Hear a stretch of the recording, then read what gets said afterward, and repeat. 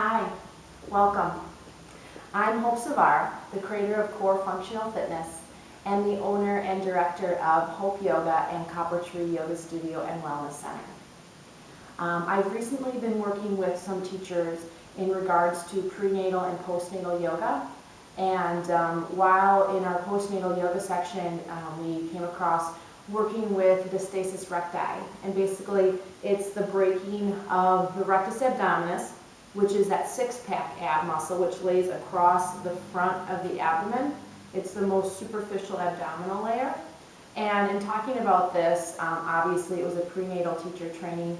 What I was explaining to my teachers was that also men can also get this diastasis recti, basically the breaking of the abdominals, and many other people as well, especially with people that are more overweight.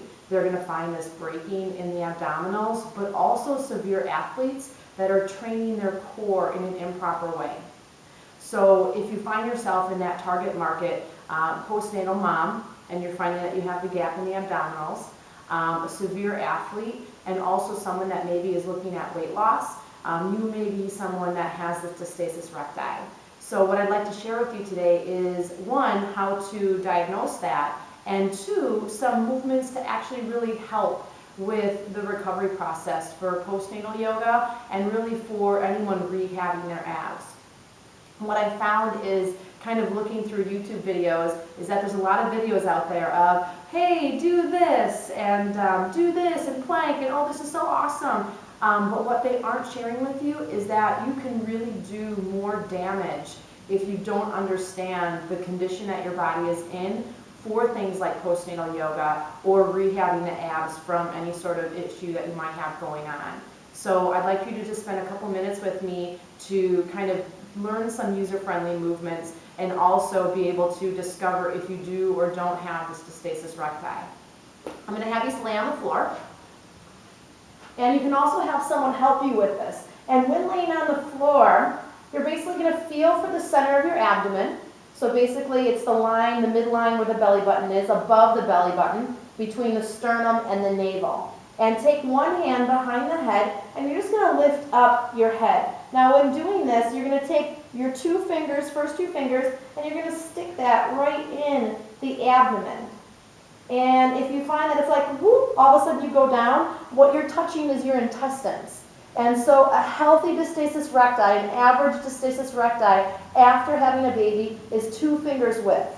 If you have 3 to 4 fingers width, you need to contact your health physician and make sure that you have that looked at and get in the proper postnatal exercise or rehab to be able to really bring your abdomen back together again. Some basic easy movements are going to be, first, again, lifting the head and just noticing the space of the diastasis recti. Now, I've had 3 children. My youngest is 2 years old, so my space between my abdomen is really minimal now. It's just barely a pinky's width just over the navel point, which is fairly common, and that heals with time. Now, the more children that you have, know that the greater the space, you might also notice, but also if you're not doing postnatal activities to help bring the abdomen back together, that space is going to increase. And over time, you're going to lose that muscle elasticity and that ability to bring the core back in as effectively as you would like to. Now, I always joke with my students that a postnatal student is someone, whether they've had a baby 6 weeks ago, 6 years ago, or 30 years ago. And so for people that are my age, 20s and 30s, you might find that your parents were never taught these types of exercises. So absolutely, they can be working in a postnatal setting to rehab their abs more effectively and be able to get back that look and also that support that they've been lacking for years. From that checkpoint now, I'm going to have you go onto your back again. And now, by all means, you could be using a towel to be able to bring the abs back together. But if you have no props at all whatsoever, we're just going to use our hand. So if you don't have a partner to help you, you're going to, again, take one hand behind the head. I like to use my first 2 fingers and my thumb. You're going to grab each side of your rectus abdominis, pull the abdomen together, and then lift the head and shoulders. So basically, you're training your rectus to come back together. Hold 3, 2, 1, and inhale, release the head down. You could do that about 5 times. You could also take your first 3 fingers or your fists now and take it to each side of the rectus. And basically what you're trying to do is separate your rectus from your transversus and the organs underneath. Basically it's like you're trying to pick it up like you would a piece of paper. So with that being said, you're going to dig your fist down and try to pull the rectus up, almost like you throw a quilt up off a bed. So grab for that rectus muscle, and once you have it pulled on the top, exhale, lift yourself up, hold, 3, 2, 1, and release again. And you would do that again 3 or 4 times. More does not equal better in a movement like this. You want to start slowly, especially if you're new to rehabbing your abs. After going through those exercises, make sure it's important to roll off to the side and let your head be the last thing to lift. Even if you're not doing a postnatal series, it's important not to lift with your head coming up off the floor. Basically, your neck muscles are lifting the weight of your body. It's just not a healthy movement to engage in. And those that are postnatal mommies have been told in the hospital or with their midwife, roll to the side to lift because your abdomen has been traumatized after having been expanded for 9 months and now going back. Some other movements I really like to use is a bender ball. I am excited enough that I am a bender ball master trainer, and so I really find that using the ball is one of the most effective ways to work your core. Laying on your back is not as effective as you would like it to be able to work the core. But as far as working that rectus position, definitely being on the floor works really well. With that being said, you're going to take the small ball, turn yourself sideways, and now draw the ball comfortably behind the back. You may have noticed that the ball looks like it's seen better days. You never want to overinflate a small ball. You want to be in charge of the ball doesn't want to be in charge of you. Once you've situated the ball behind your back, find your pelvis, and instead of rounding the back into the ball, we're just going to tilt the pelvis. Notice where my hands are. You're going to tilt the pelvis on the exhale back into the ball, almost like you're kissing the ball in with your back. Keeping that gentle kiss, this is going to help us start to determine the difference between our hip flexors, so the inside part of the groin, and what actually is your core. Now understand that your rectus is not the deepest layer of your core. It is really a more superficial layer.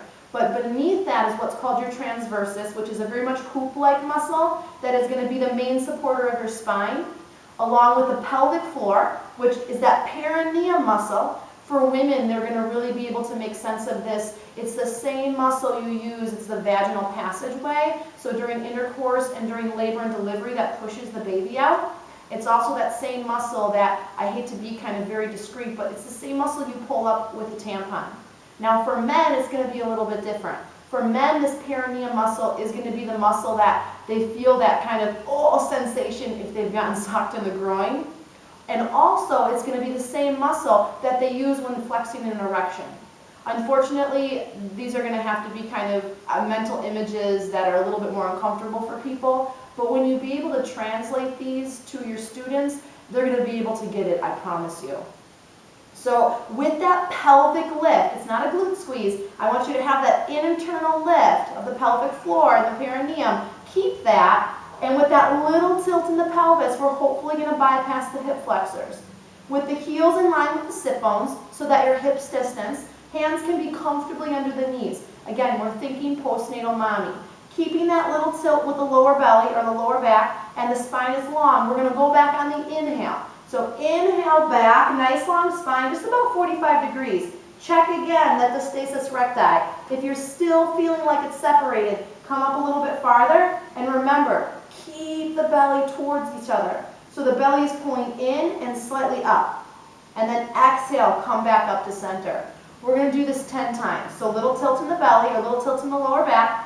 Inhale back. We're exhaling up because that's the hardest part. Exhale, grab with your core. Come back up. Keep the tilt in the pelvis. Inhale back. Exhale, breathe out. Lift.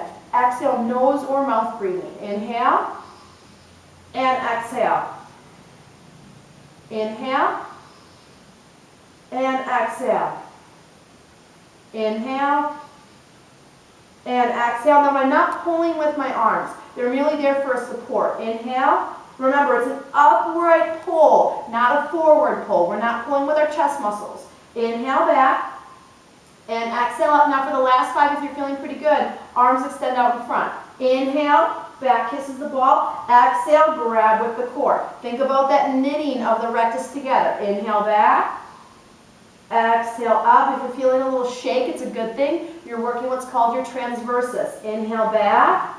Exhale up. We're trying to go deeper than the rectus here. Inhale back. Exhale up. Breathe. Inhale back. Exhale up. Breathe. Last time. Inhale back. You're doing great. And exhale back up. Nice job. All right. Again, continuing with our Rehab Ab series, I also want to emphasize, even if you do not have the diastasis recti, this is going to be an awesome program for you to be able to work with to rehab your ab. Even if you're just looking for some new core work, this is going to be an amazing program. I highly recommend you invest in a small ball. This is going to be more responsive for you and your students to be able to get the benefit out of core work. Being flat on your back is old school. Those times are gone. You're only working your transversus about 10%. That being said, most of your students, even if they don't say anything, are confusing their hip flexors for their core. So we really want to get you out of that routine and get you up in a different level of gravity. We're going to work now a little bit with the oblique. So arms again now are going to come in front. And then from here, we're going to go back to that 45-degree angle. So a little tilt in the pelvis. Inhale, come back. Now we're going to go genie style arms. We're going to take it very basic. Keeping your lower body steady, we're going to twist to the right on the inhale. So inhale, look over your right shoulder, exhale like a seatbelt, come back to center. And then the opposite side. Inhale and exhale. What I don't want you to do is twist your body to make yourself move side to side. Inhale and exhale. So it's actually your waistline. Bigger is not better. Inhale. And exhale, keep the rectus together. Inhale and exhale, keep going. Inhale, because the exhale is taking back to center. If you notice a coning, I want you to come up a little bit higher and don't make the movement as big. Inhale, exhale. If you feel that little shake, it's okay. Inhale, exhale. We're not pulling with the shoulders, one more each way. Inhale, exhale, last set. Inhale, exhale, last time, inhale, and exhale, take it back to center, inhale, exhale, pull yourself upright. Nice job.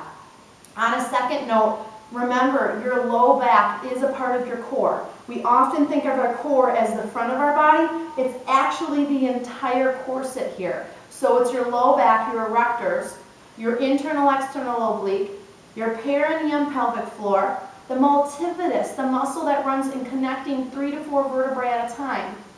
Then your transversus and your rectus abdominis. So we're going from the inside out. It's not just what you can see. Your core is really what you can't see and you can feel. We want to start changing that mindset. So those are going to be 2 great movements in an upright position. We're going to turn ourselves over now into a tabletop. So now from tabletop position, you're actually going to take the ball under one knee. Now when taking the ball under one knee, you're going to feel a little crooked, so I want you to really pull your belly up away from the floor. This is a great plane of gravity to work in because you're really training your transversus. We want to think about the pelvic floor pulling up and in now because that's what's going to keep the ball from trailing away, the leg from trailing away.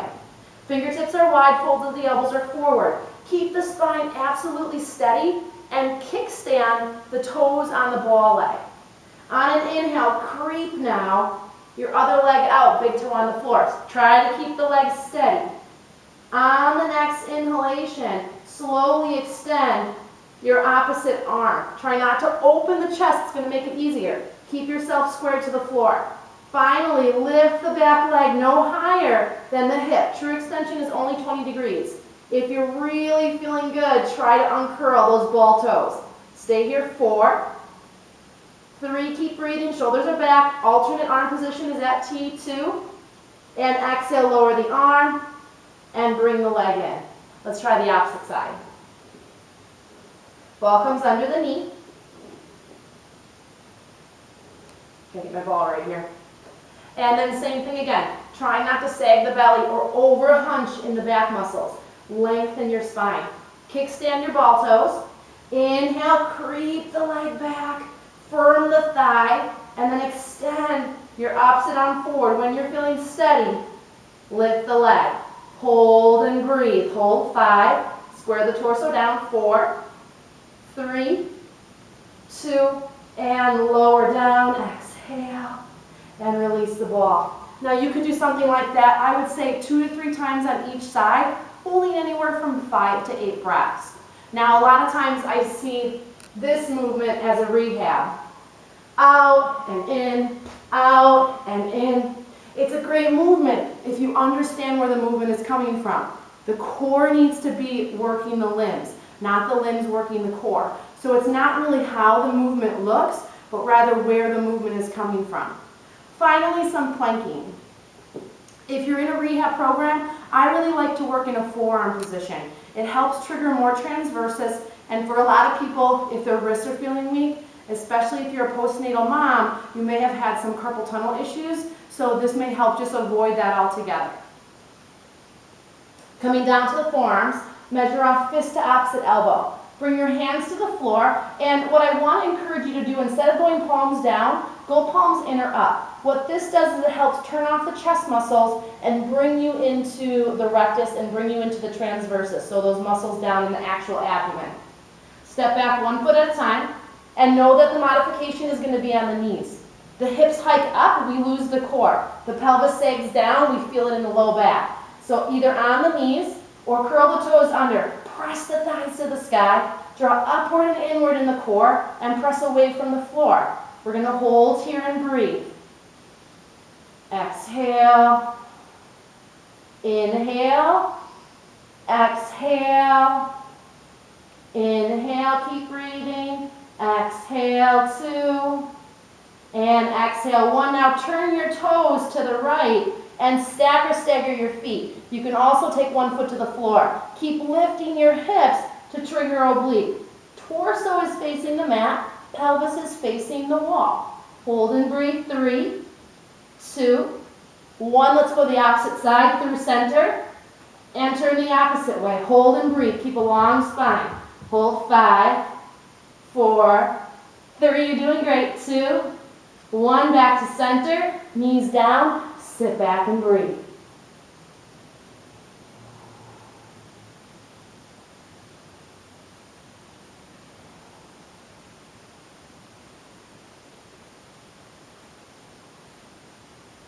Inhale, bring yourself up. And now finally, we'll end with an activity laying down, except the ball is going to be under the sacrum. Again, you're going to get more responsive experience having yourself lifted off of that even keel flat on the floor. So slowly take yourself back. Laying down, the hips are going to lift and the ball's going to go under the sacrum. With the ball under the sacrum, you want to make sure the spine is free and the hands are going to go to the pelvis. Let's start with 3 repetitions of a pelvic tilt. On the inhalation, let the low back arch. And as you exhale, we're not squeezing the glutes. I want you to actually feel the pelvic floor lift and your belly sink towards your back sink to the floor. Inhale, arch. Notice how my hip bones are pushing up. And then exhale, tailbone tilts up. We're not squeezing the glutes. It's a pulling up with the pelvic floor and transversus. Inhale. And exhale. Breathe out. 2 more. Inhale. And exhale. You're doing great. Last one. Inhale. And exhale. Great job. Now neutral pelvis. So pubis bone and hip bones, that creates a bony triangle, are going to be parallel with the sky. This may make you feel more arched than normal because for a lot of people their natural is not neutral, meaning their body is just doing what it's doing, and so then we're trying to do corrective exercises and movements with already the misalignment that we have in our body. So let's bring ourselves back to balance. Remember that our back is part of our core. Some people feel it in their back. It's okay. There's a difference between pain and work. So try to find that line. Anything hot, sharp, shooting, or expanding, you're going to want to stop. Keeping that rectus again glued together. Bring your feet towards each other. Absolute stability on the ball is our goal. Arms are going to be down at your sides, palms face in or up. Again, keep the chest muscles out, or bend your elbows into what I call a robot arm. Inhale, prepare. Exhale, contract the core and float the legs up into a tabletop position. Extending the arm, your fingertips or the center of your palm is going to touch your knee. The knees aren't going to be any closer than that because then we start to lose neutral and we're in a really funky position. Let me just adjust my ball here. Keeping the ball under control. I like to think of a smiley face. So under my hip bones, my core is contracting, and that's what's bringing my abdominals into contraction. We use here a word called co-contracting. It means that not just one muscle is doing the job. The entire extremity here, the entire corset is what's working here. Internal, external, deep layer, and superficial layer. From here, flexing the feet to keep the legs involved, we're going to lower the left leg down. So on the inhalation, move from the hip, not from the knee. Move from the hip without arching the back, only as low as you can, keeping your core supported. Like it's a hot stove. Exhale, bring the leg back to center, like a fishing reel. Opposite side. Inhale, core is really strong. Exhale, come back to center. Opposite side. Inhale without arching or bubbling the rectus. Exhale, come back to center. Inhale, relax the shoulders. Exhale, come back to center. Inhale, if you want to, try it with the arms up overhead. Exhale, come back to center. The second you start to feel hip flexor pain, I don't want you to drop as far. Exhale. If you start to feel any sort of rocking or shifting, I want you to make the movement slower or smaller. Exhale. If you bring your hands to your waistline and obliques, you should feel your core turned on instantaneously. Exhale, come back to center. Inhale. Exhale, breathe out. One more time. Inhale and exhale. Now I want you to go back to your weaker side. So whichever side you felt like you struggled the most with, maybe it was coordination and balance, maybe it was strength. And do that side 5 more times. So I'm going to do my right side. Inhale, lower down, keep the rectus and transversus steady. Exhale, come back up. Now you might be starting to feel a little fatigued, so the movement might only be halfway. And then exhale back to center. Keep that upward draw of the pelvic floor. Inhale and exhale. As we start to lose our lower abdominals, this starts to happen. It's not about what the movement should look like, meaning, oh, I have to go all the way out and all the way down. It's about how you're moving, where you're moving from. And then 2 more. Inhale and exhale. I'm only going part way now. Last one. Inhale, shoulders stay soft. And exhale. Inhale at center. Keep everything supported, steady on the ball. Slowly lower down, nice and slow. And release the feet. Great job. 3 repetitions of a pelvic tilt. Inhale, arch the low back. And exhale, drop the low back towards the mat. Inhale, it feels really good on the ball, like you're doing this in water. And exhale, drop the low back, no squeezing the glutes. Last time, inhale, arch. And exhale, drop the low back flat. Lift your hips and drop the back. Now I just want to show you really quickly what it would be like if you were doing this on the floor. Now, for an experienced practitioner, they probably understand the body really well, I'm hoping. But for just the average layperson or an average student, you know, one class, you're not going to be able to teach them to really understand what neutral is and how to know that they're not losing neutral. So keeping neutral means there's going to be space under your low back. I know that there's debate whether or not that's good or bad. My question always for people is you want to stop throwing your back out of anything you do, pulling weeds or shoveling, you have to start using your back as part of your core. So when lifting the legs, I'm just going to move my hands out of the way here, people often find themselves doing this. Their back lifts and their back lowers, and they don't know what it's like to keep stability. Secondly, even if they can keep stable, a non-stable surface will trigger deeper muscles than what a stable and flat surface will. It's like going for a run on the road versus going for a run on a trail. Big difference. So I really want to encourage you to get on non-stable surfaces. Roll to the side, bring yourself up. And so that concludes our quick just a few movements for diastasis recti, and also for just a great postnatal and rehab ab exercise routine. These are just a few movements, and what I want to encourage students is that you don't have to have 9,000 movements to feel like you can get a really effective core. If you can just get 5 to 10 really stellar movements, you're going to find that you're going to rehab your abs absolutely the way you want it to be. For more information, visit my website at hopezavara.com. Also my blog site. I'm a regular blogger on Mind Body Green, so feel free to check me out there. And send me an email or a message and let me know any questions or concerns that you might be having, and I'd love to post a video on that. From my heart to yours, from my soul to yours, namaste.